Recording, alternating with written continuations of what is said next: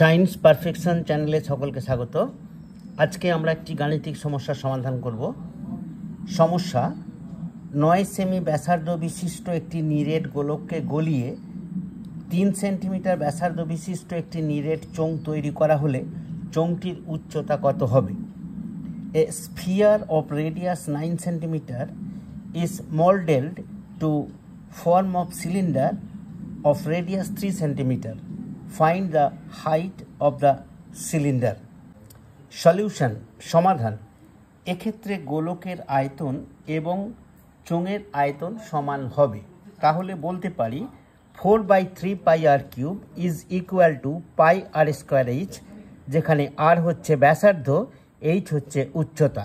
তাহলে 4/3 pi r cube, এখানে r is equal to 9 is equal to 9 cube is equal to pi r, এখানে r হচ্ছে 3 centimetre, so 3 square into H. তাহলে পাইটা কেটে গেল, পেয়ে গেলাম 4/3 into 9 cube means 9 into 9 into 9 is equal to 3 3 9 into H.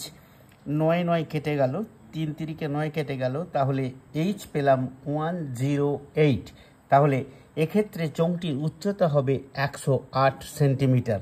অর্থাৎ 9 সেমি ব্যাসার্ধ বিশিষ্ট একটি নিরেট গোলককে গলিয়ে 3 সেন্টিমিটার ব্যাসার্ধ বিশিষ্ট একটি নিরেট চোঙ তৈরি করা হলে চোঙটির উচ্চতা হবে 108 সেন্টিমিটার। আজকে এই পর্যন্তই। আমার ক্লাসটা শোনার জন্য সকলকে ধন্যবাদ। ক্লাসটা ভালো লাগলে একটি লাইক দেবে, বন্ধুদের সঙ্গে শেয়ার করবে এবং চ্যানেলটিকে সাবস্ক্রাইব করবে। অবশেষে আরও একবার সকলকে ধন্যবাদ জানিয়ে আজকে ক্লাসটা শেষ করছি। নমস্কার।